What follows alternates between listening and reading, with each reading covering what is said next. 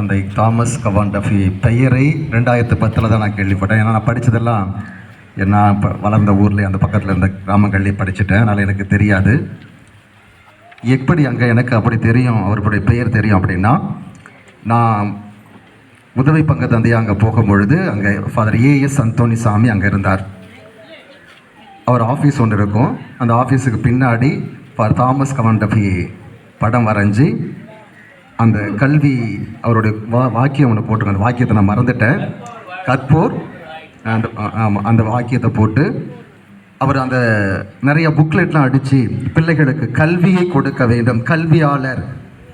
அவர் அப்போ சொல்லுவார், அடிக்கடி சொல்லுவார், நிறைய முறை உட்காந்து பேசும்போது சொல்லுவார், திண்டிவனம் இன்னைக்கு திண்டிவனம் உருவாகி இருக்குதுன்னா அது அவங்க ஊர் செய்த தவறு சொல்லுவார். அவர் ஊர் செய்த தவறு இல்லை என்றால் ஒருவேளை இந்த கல்வி, அந்த கல்வி நிறுவனம் அங்கே கட்டப்பட்டிருக்கிறது அதெல்லாம் இங்கே வந்திருக்க வேண்டும். அந்த ரூட் இருக்கு இல்லையா, இந்த விழுப்புரம் திண்டிவனம், அந்த ரூட் எல்லாமே இப்படி மாறி இருக்கும் அப்படின்னு சொல்வார். அந்த அளவிற்கு அவர் பெரிய திட்டத்தோடு ஒரு பெரிய எதிர்நோக்கோடு அங்கே காலடி வச்சிருக்கிறாரு, பங்கு தந்தையா பொறுப்பேற்றிருக்கிறார். ஆனால் அவர்கள் செய்த சின்ன தவறினால் அவை மாறி போனது. அது கடவுளுடைய திட்டமாக கூட இருக்கலாம். அதனால் திண்டிவனத்தில் ஒரு பெரிய கல்வி நிறுவனத்தை உருவாக்குவதற்கு அவர் உதவி, அந்த திட்டங்கள் எல்லாம் இங்கு நடந்திருக்க வேணும், எங்கள் வேளாந்தாங்கல் நடந்திருக்கும் அப்படின்னு சொல்லுவார். அப்போ தான் நான் அந்த பேரை கேள்விப்பட்டேன். அதுக்கப்புறம் தான் தாமஸ் கவான் டஃபினா யார், அவரை பற்றியே கொஞ்சம் புரிதல் எனக்கு வந்துச்சு. அதுக்கப்புறம் உடனடியாக நான் பங்கு தந்தையாக முன்னூருக்கு போனேன்.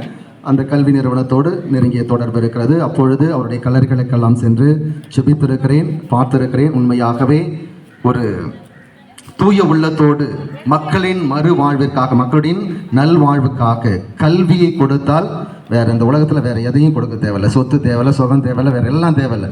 கல்வி இருந்தால் நிச்சயமாக நாம் வளர்ந்து விட முடியும், உயர்ந்து விட முடியும் என்கின்ற அந்த ஒரு மிக உயர்வான எண்ணத்தை அவருடைய வாழ்க்கையில் கொண்டிருந்தது, அவருடைய எண்ணத்தில் கொண்டிருந்தது, அவருடைய பணியில் அவன் நிறைவாக பார்க்க முடிந்தது.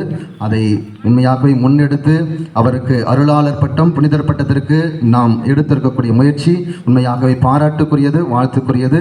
நிச்சயமாக இறைவனுடைய திட்டமும் அருளும் ஆசிரியர்கள் வழியாக, இந்த குழுவின் வழியாக, நம்முடைய ஜபத்தின் வழியாக நம்முடைய உயர்மறை மாவட்டத்திற்கு ஒரு பெருமையை சேர்த்து கொடுக்கக்கூடிய ஒரு உன்னதமான பணி. நிச்சயமாக இறைவன் அப்படிப்பட்ட அருள் ஆசிரியர் நிறைவாக கொடுப்பார். எனவே இந்த நேரத்திலே தந்தைகள் பெயராலும் அருள் சகோதரிகளின் பெயராலும் குழுவினர்களுக்கு என்னுடைய வாழ்த்துக்களையும், ஆசிரியர்களுக்கு என்னுடைய வாழ்த்துக்களையும் பாராட்டுகளையும் தெரிவித்துக் கொள்கிறேன். நிச்சயமாக இறைவன் ஆசிரோடு இது நல்ல ஒரு திட்டமாக அவருடைய அருளாளர் பட்டத்தோடு அவர் புனிதர் பட்டத்தையும் பெற்று நாம் ஆசி பெற்றவர்களாக வாழ்வோம். அதற்காக நான் ஜெபித்துக் கொள்கிறேன். தேங்க்யூ.